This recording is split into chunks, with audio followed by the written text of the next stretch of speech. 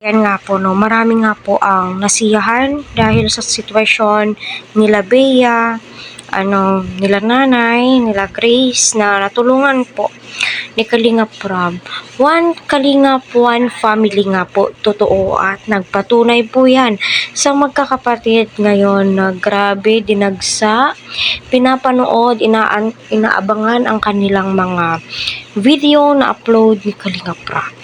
Ngunit bakit nanay hindi napigilan humiling kay Rob na 3 sister may sinabi na. So ito nga po ay tila'y nahuhulog na pipi yung mga anak ni nanay kasi tuwing tinatanong po sila nila Kalingap Rob ay tila'y wala po silang naririnig.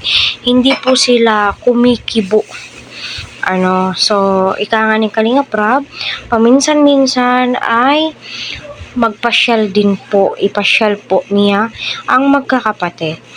So ano nga ba yung kahilingan ni nanay? Yan po yung pag-uusapan po natin.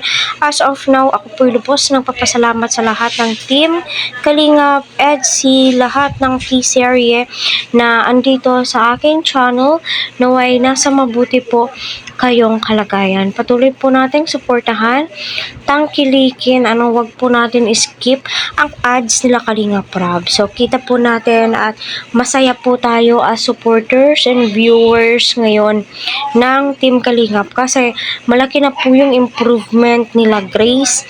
Tumatawa na po, nakikipag-usap na, nanonood ng cellphone, malaking tulong po iyon.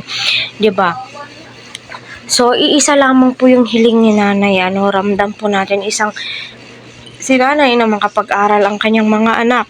At nagpapasalamat po tayo sa kapitbahay na nag-refer kay Sir Raidsine para sila ay matulungan, matutukan dahil si tatay po ay naghahanap buhay para matustusan ang kanyang mga anak.